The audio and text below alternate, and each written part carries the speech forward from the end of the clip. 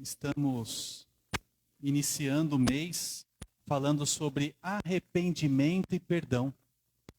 E como é importante tratarmos desse assunto, como é importante nós abordarmos tudo o que a palavra de Deus tem para nós. E nesta noite eu quero tratar sobre a temática da importância do perdão na vida cristã.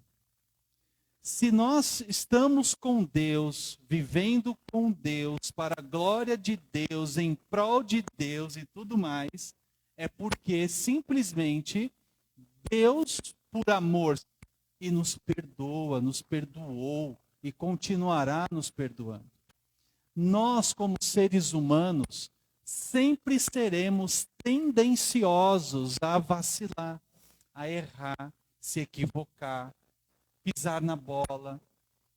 Normal, somos humanos e isso vai acontecer. O problema não é acontecer. Lógico que como uma pessoa transformada em Cristo, passo a passo, depois da conversão, durante todo o processo, e quanto mais o tempo passa, a gente pode se tornar melhor, ok? Isso não nos exime de passarmos por esses episódios. Então, nós precisamos estar atentos. Abram sua Bíblia em Mateus 18, de 23 a 35, pois é uma palavra que é muito atual. E aqui eu já ponho por terra a infelicidade de muitas pessoas e pessoas que vieram ou estão na igreja de questionar a atualidade da palavra de Deus. A Bíblia é atual. A Bíblia é inerrante. Ela é mais atual do que o jornal que vai ser emitido amanhã. Ela já é atual.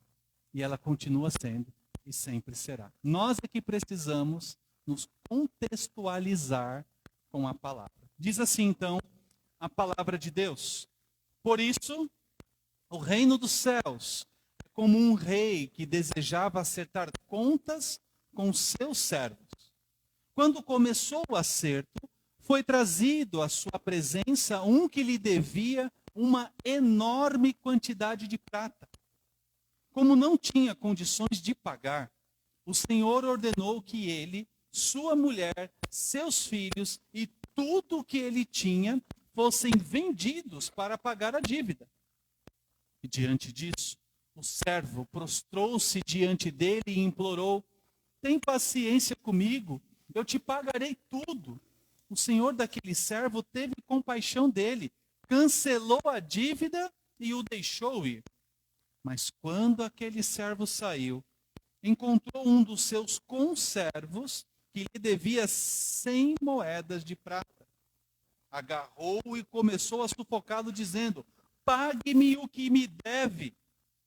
Então o seu conservo caiu de joelhos e implorou-lhe: tenha paciência comigo, e eu pagarei. Mas ele não quis. Antes, saiu e mandou lançá-lo na prisão, até que pagasse a dívida. Quando os outros servos viram o que havia acontecido, ficaram muito tristes e foram contar ao seu senhor tudo o que havia acontecido.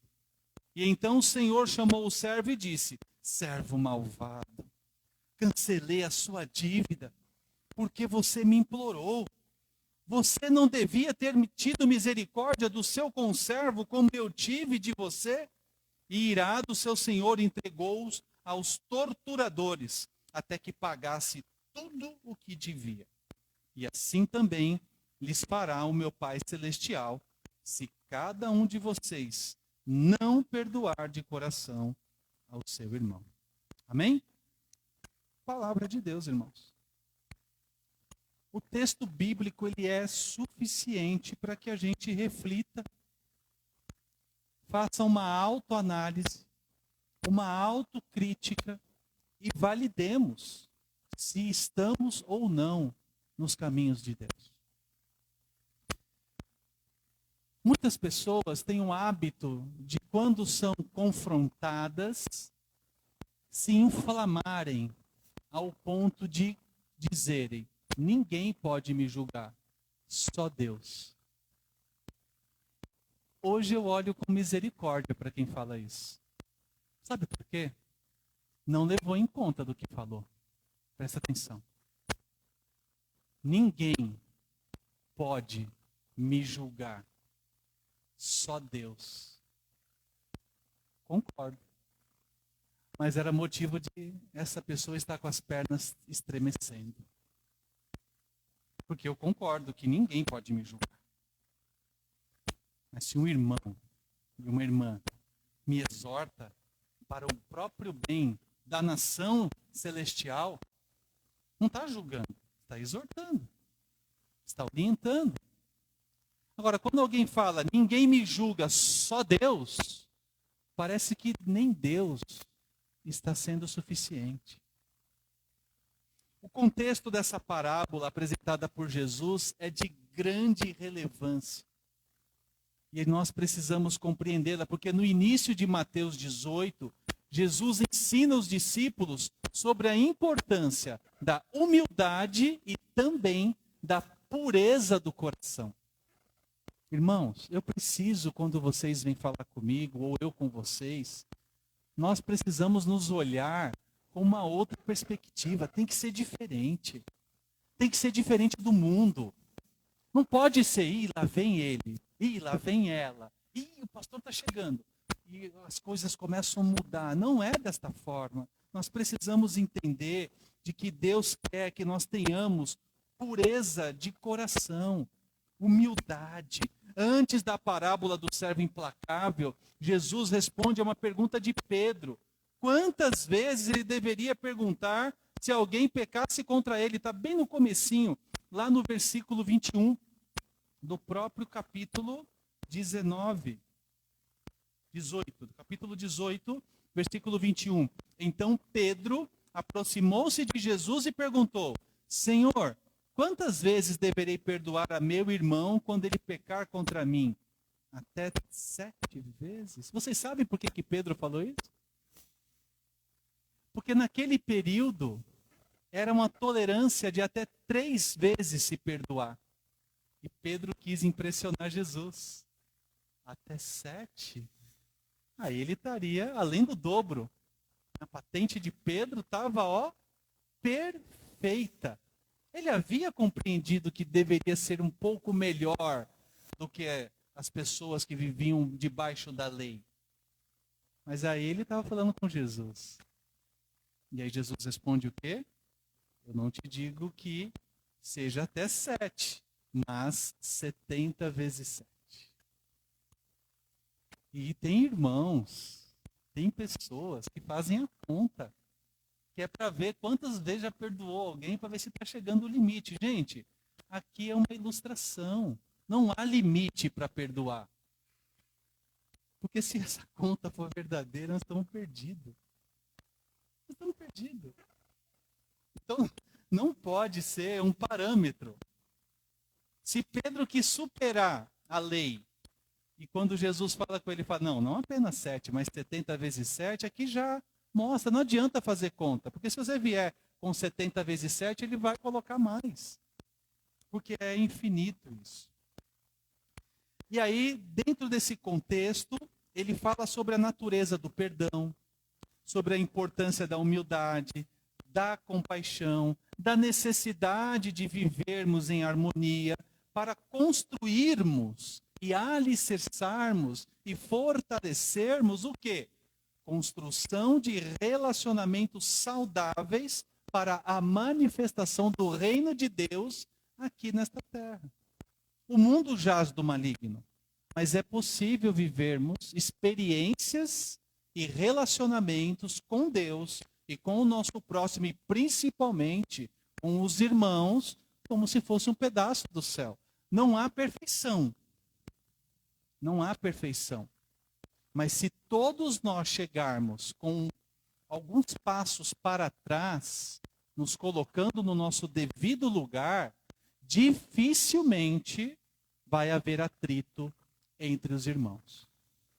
O pastor de uma igreja não pode ter receio de falar com uma ovelha, porque o temperamento da ovelha, ele ainda está em processo de lapidação. Tem uma expressão que eu gosto que fala assim: tenho dó, mas eu nem ligo. Porque o que eu tenho que falar, eu vou procurar e vou conversar. Pode fugir, que uma hora eu te encontro. Por quê? Porque eu não posso abrir mão do meu chamado. Deus me pediu para fazer isso. Mas eu não quero chegar nesse nível e exorto os irmãos para que, se perceber, me preservem de ter que buscar um irmão para falar algo que você pode fazer. Porque todos devemos fazer isso. Conversar com amor, mas firmeza. Irmão, irmã, isso não está certo. Isso não está adequado. Isso é inapropriado. Isso não glorifica a Deus. E a pessoa, e aí não nos cabe julgar, mas Deus julgar, ela vai se sentindo acuada ou acuado. Mas nós precisamos fazer. Porque quando nós fazemos isso, a gente ganha um irmão. Ou perde alguém que não é tão irmão assim. Que ainda não compreendeu a essência do Evangelho. De novo, não me cabe julgar, mas os seus atos vão me permitir julgar, sim. Não de te julgar e sentenciar, mas de falar assim: puxa vida, não está balizado com a palavra de Deus. E nós não podemos abrir mão disso. E aí vem as lições que são muito importantes, que são aprendizados que guiam os nossos passos. Primeira lição, qual é? A importância do perdão recebido. Vamos falar juntos? A importância do perdão recebido. Mateus 18, 27. O Senhor daquele servo teve compaixão dele, cancelou a dívida e o deixou ir. Essa dívida, meus irmãos, não é o número tangível que nós temos nos nossos boletos, não. Porque depois de Deus, não tem coisa mais fiel que conta para pagar. E vem direto. No dia certo, naquele mesmo período que você comprou, não perdoa. A gente esquece. Mas ela vem. E ela vem com força. Né? Mas o que acontece? O perdão recebido pelo servo endividado ilustrou o quê? A generosidade do seu patrão, do seu senhor, e a misericórdia do rei. Agora, isso simboliza o perdão que Deus nos oferece diariamente. Mas por que quando nós reconhecemos os nossos erros, quando nós admitimos que vacilamos, estamos constrangidos e parece que a gente não quer ver a pessoa ao qual a gente se comprometeu diante de uma dívida, que seja, e a gente acaba fugindo, mas quando a gente recebe esse perdão, a gente se alivia, mas a gente não age da mesma forma com o outro. Só para ilustrar, é como se esse homem estivesse devendo R$1 trilhão. Eu não consigo nem imaginar. Minha calculadora não faz essa conta, gente. Eu já tentei. Ela não faz, dá erro. Eu falo assim: Deus, já entendi. Que os meus números vão ficar abaixo de bilhões. Mas amém. Que o que me importa não são os números, mas a alegria de ter o Senhor como meu Deus. Mas veja, essa pessoa implorou e Deus perdoou. O Senhor, o rei perdoou. R$1 trilhão. Mas ele não foi capaz de perdoar R$100. Ele pega pelo pescoço, ele envergonha, ele escandaliza, ele chuta o balde. Agora, se ele recebeu o perdão, ele não deveria, no mínimo, reproduzir? Foi tão rápido assim, porque só para ele sair da sentença, ele encontrou o conservo e já foi para cima do conservo. Alguns exemplos práticos para a nossa vida. Assim como o servo reconheceu sua incapacidade de quitar sua dívida, devemos reconhecer nossa própria necessidade de perdão e graça. Nós carecemos, irmãos, de perdão e graça. Não só para nós, mas de partilhar isso. Segundo, da mesma forma que o rei cancelou a dívida do servo, devemos perdoar completamente aqueles que nos ofendem sem reter rancor. Se nós não perdoamos, nós não seremos perdoados. Isso é a própria palavra, é o próprio Jesus dizendo. Se você não perdoar, você não será perdoado. Aí você está na igreja, você faz parte da igreja, você ama Jesus, lê a palavra, medita, participa de tudo. Mas se você não consegue praticar o perdão, você não será perdoado. O grande problema do perdão dentro da humanidade é que as pessoas pensam que por perdoar ou por liberar o perdão, o relacionamento entre ambos vai se tornar a mesma coisa ou melhor do que era antes. É possível ou não ser melhor do que era antes? Sim, sim, é possível ser infinitamente melhor. Sabe por quê? Porque se houve o arrependimento e houve o pedido de perdão e há amor entre as pessoas, vai falar assim: poxa, o mais difícil foi feito. Reconhecer o erro, admitir o erro e querer reprogramar a rota. Se isso for real, se isso for leal, pode ser infinitamente melhor. E aqui não é nenhum conselho para que a gente busque intriga com alguém para buscar perdão. Não é isso. Melhor é não ter atrito, mas se houver, que haja arrependimento e recomeço. E liberar o perdão é uma decisão, é uma atitude. Então, por exemplo, vamos supor que eu estou brigado com alguém, ou eu sei que alguém me odeia, mas eu não consigo enxergar que eu errei com aquela pessoa. Mas eu percebo que está diferente. O mínimo que se espera é que eu procure essa pessoa, converse com essa pessoa e fale: olha, percebi que há alguma coisa acontecendo diferente. E a pessoa talvez vai falar um monte de coisa.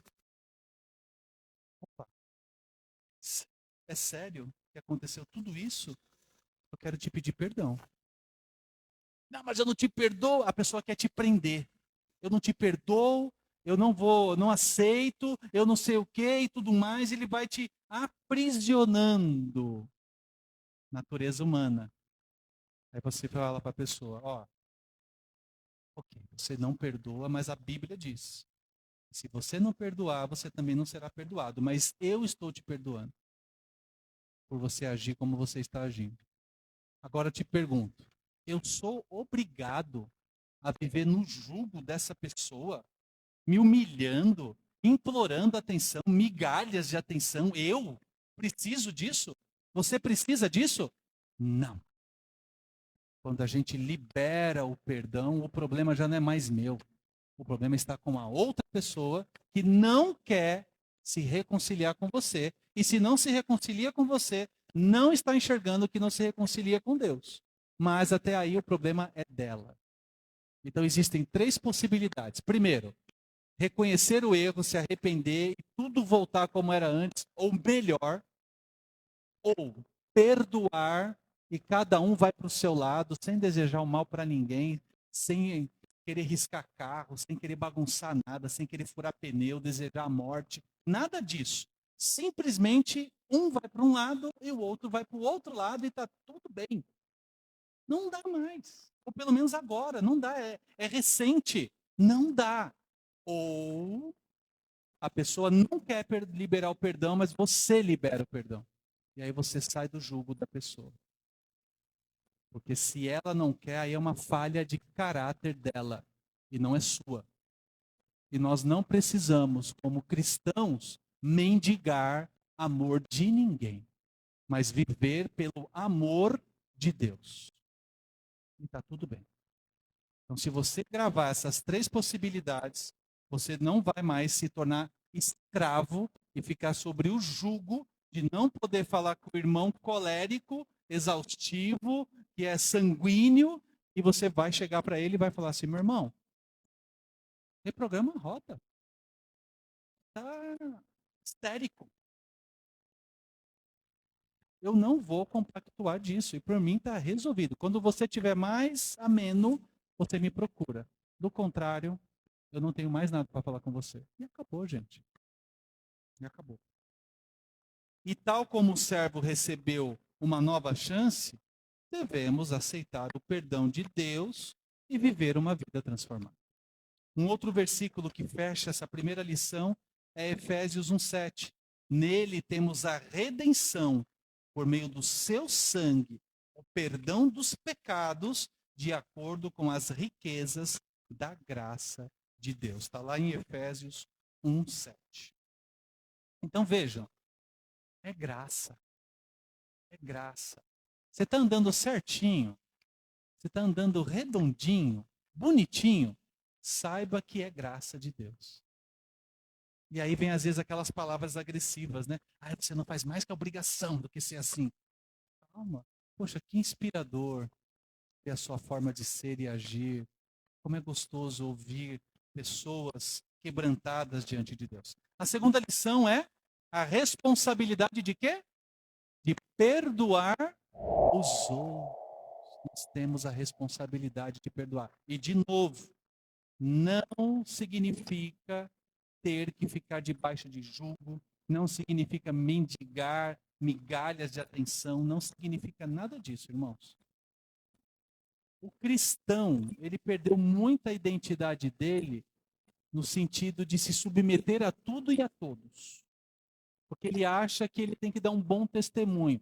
Dar um bom testemunho é ser firme. Dar um bom testemunho é ser íntegro. Dar um bom testemunho é confrontar o erro. Não importa quem seja. Dar um bom testemunho é correr o risco de perder um trabalho porque o patrão está mandando você mentir, mandando você fazer coisas erradas, ilícitas. Você tem que se posicionar. O cristão precisa se posicionar. Eu acredito que muita coisa na nossa vida cotidiana hoje está inserida porque a gente foi achando que porque aceitamos Jesus, a gente tinha que ficar quietinho tomando porrada de todo quanto é lado. Isso não é verdade.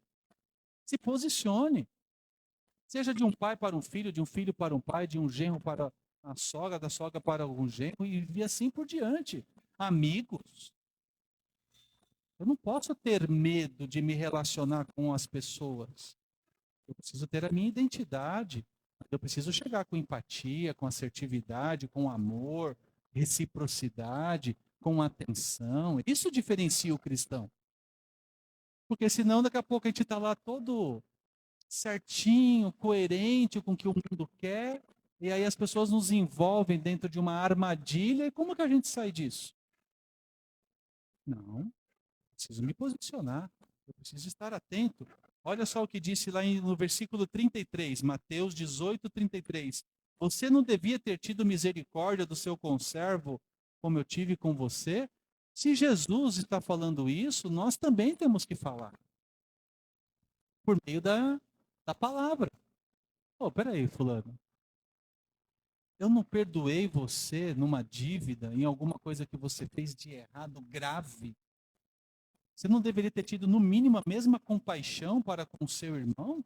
Não, eu posso falar dessa forma. Mas quem é você para falar dessa forma comigo? Eu estou falando baseado no teu texto de Mateus 18, de 21 a 35, diz. Você não leva lá do servo impiedoso? Tá lá, meu irmão. Vamos ler mais Bíblia. Então é fácil requerer perdão e é fácil requerer vantagens, mas é difícil assumir responsabilidades e o dever de se fazer. As pessoas querem direitos, mas elas não querem deveres. E na verdade, aqui, a única coisa que nós temos diante de Deus é o direito de se arrependendo dos nossos pecados e confessando Jesus como Salvador, nós nos tornamos filhos de Deus. É o direito. O restante é dever. Porque pela graça, tudo é dever. Nós sempre vamos estar devendo para Deus. Porque tudo é dever. Então, o rei repreende o servo por falta de misericórdia com o seu conservo e destaca a responsabilidade de se perdoar o que nos ofende. Assim como o rei esperava que o seu servo perdoasse o servo, devemos perdoar prontamente aqueles que nos pedem perdão. De novo, irmãos, eu estou te pedindo perdão. Se eu errei feio com você, você está sentido, está remoendo esses sentimentos, está ferido. Eu preciso pedir perdão, mas você precisa de tempo para se revitalizar. É natural. É natural. Não é errado ficar triste. Não é errado chorar. Eu fico admirado que nós chegamos num patamar que hoje eu consigo ser eu mesmo. Porque tem muitas questões de liderança que falam, o líder não pode chorar na frente dos seus liderados. Eu pedi perdão para Deus esse dia. Eu falei assim, Deus, me perdoa. Se tem uma coisa que hoje eu não consigo me eximir, é de não poder chorar diante do meu rebanho. Eu sou humano. Se o próprio Jesus chorou, dirá um pastor, um irmão, uma irmã, temos que chorar. Vocês sabiam que reter emoções é uma das causas mais plausíveis de se causar depressão, estresse, ansiedade? Quando você guarda uma mágoa, o nosso corpo tem mais líquido do que físico. E essa mágoa dentro de nós se torna má água, apodrece. E é daí que vem cânceres, é daí que vem os piores dilemas e mazelas emocionais na vida de uma pessoa. A pessoa vai dormir, não consegue fechar os olhos, aí tem que tomar um sossega-leão, aí toma um sossega-leão, não resolve, toma 2, 3, aí desmaia, prejudica o organismo, retém as emoções. Não é bom.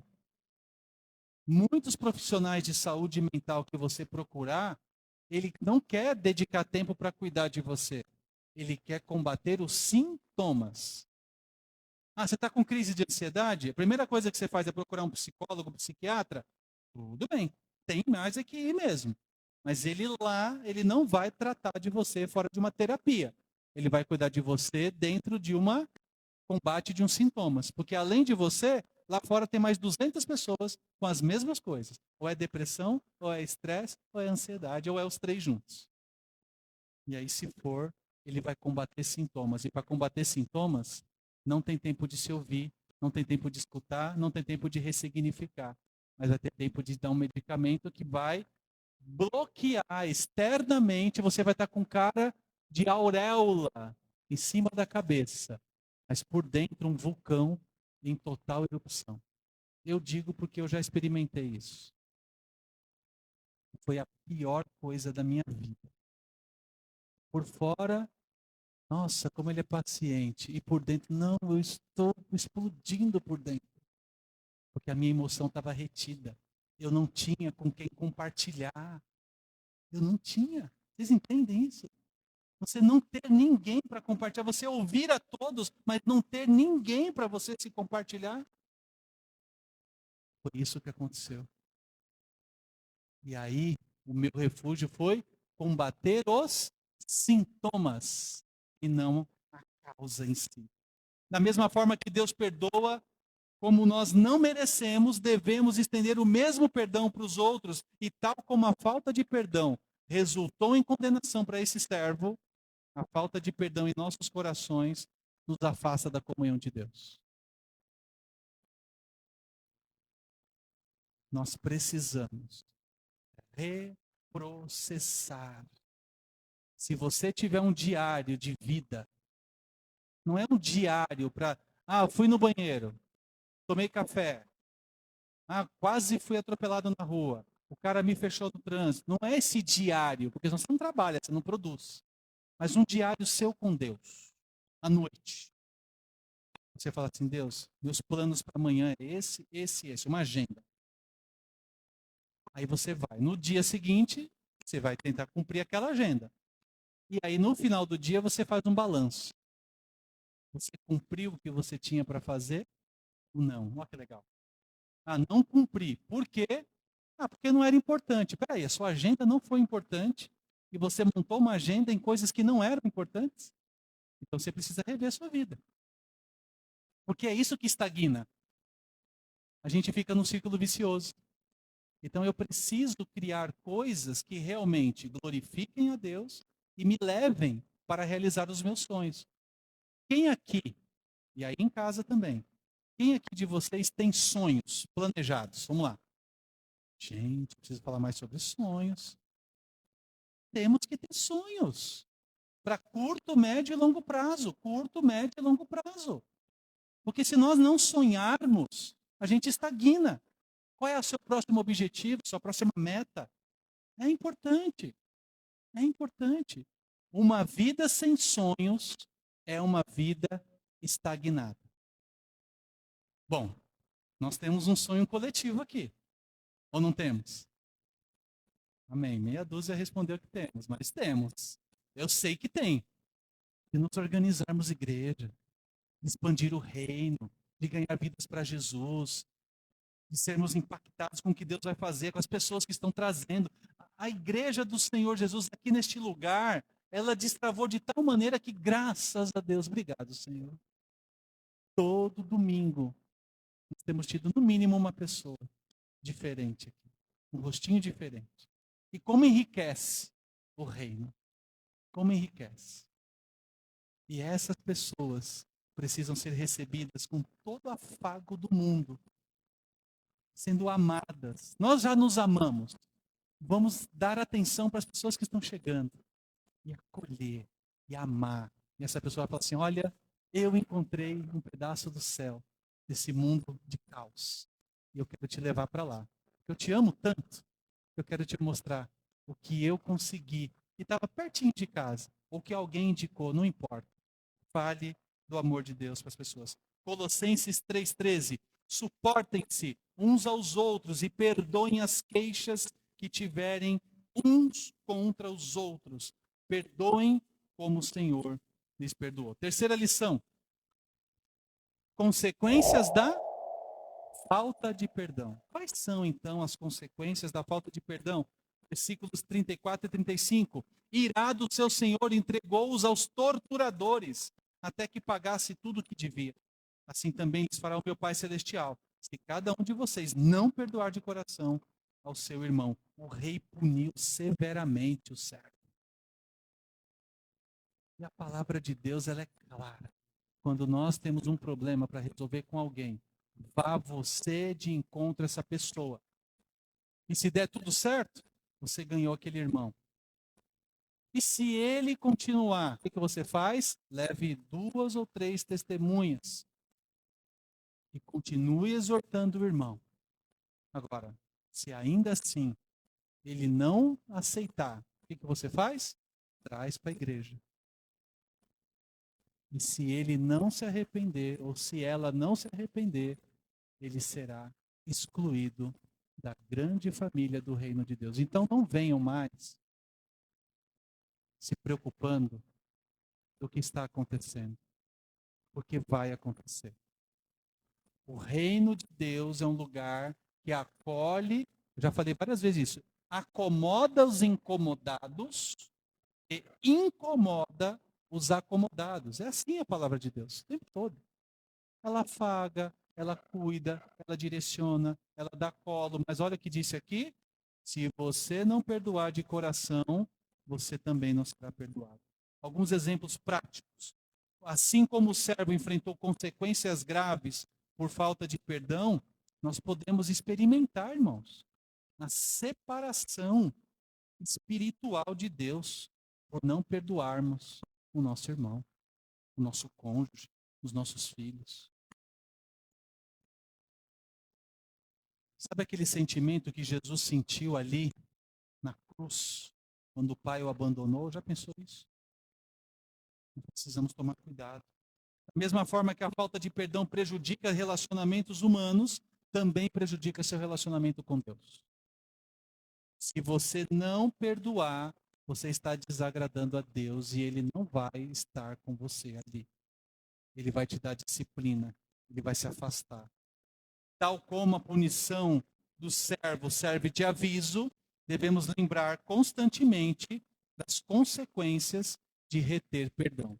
Quando você retém o perdão, é como se você estivesse tomando um copo de veneno, desejando que o outro se prejudique, mas é você que está se prejudicando.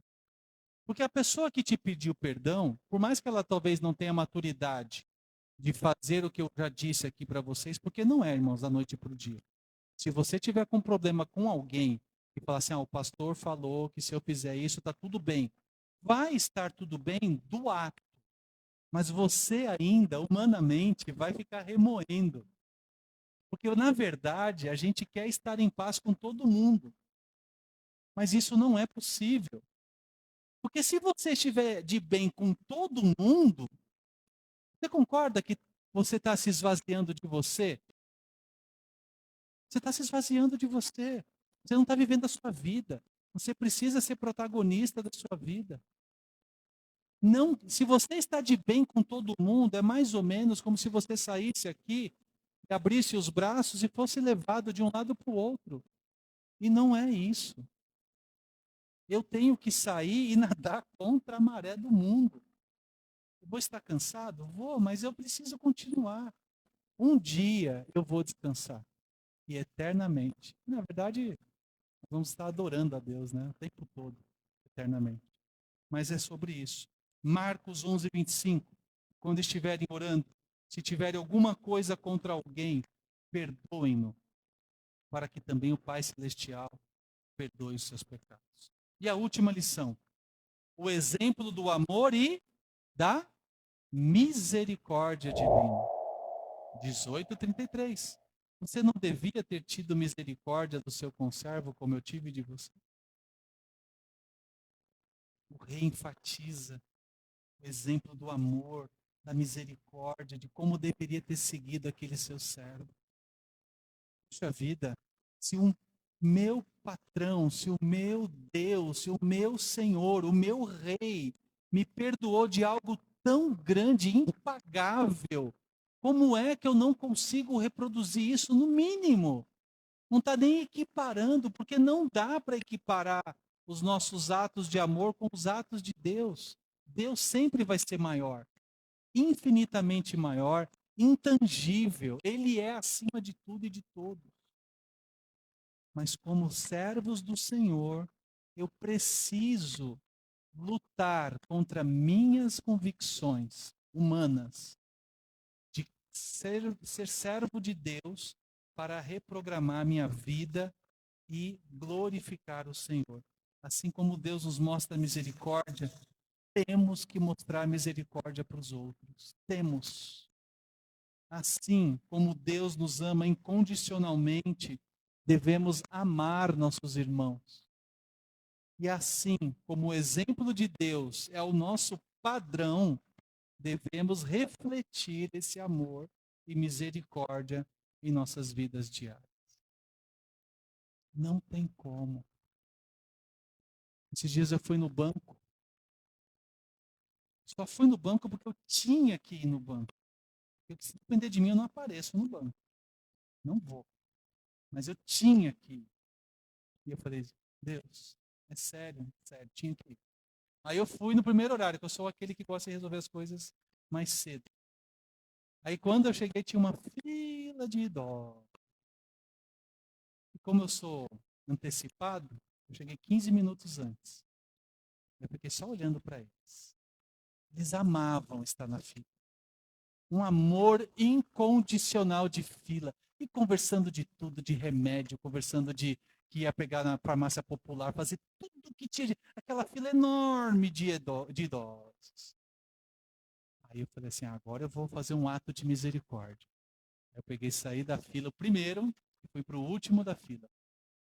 Todos eles olhando assim, não entendendo nada. Porque eu sabia que onde eu ia, eu não ia pegar fila. Era só subir a escada. E eles iam resolver as coisas ali. Mas com o pessoal atendente mesmo. E aí um monte começou, mas por que você foi pro fim da fila? Eu falei, não, a prioridade é vocês. Um dia eu quero que façam isso por mim. Aí um deles falou assim, ô coitado, você acha que vai fazer? Não vai fazer. Aí eu falei, nossa, que pancada, né? Eu falei, não, vai fazer, vai fazer. É o caminho da honra. Né? Hoje eu estou dando honra, e amanhã eu vou ser honrado e tudo mais. Aí a moça falou assim, ih, não sabe o que está falando. Né? Mas enfim. Aí eu falei para ele assim, ó, quem de vocês vai entrar na agência? Aí dois levantaram a mão, três levantaram a mão. Eu falei, e os outros? Vão falar com o assistente. Eu falei, por que vocês estão na fila? Vocês deveriam ficar aqui, ó, perto do caixa, que eles vão vir aqui. Aí vocês estão na fila. Por que eles estavam na fila? Porque eles queriam conversar. Conversar, e conversar, e conversar. Aí eu fui o último e me tornei o quê? O primeiro. Porque ninguém entrou. Só eu entrei.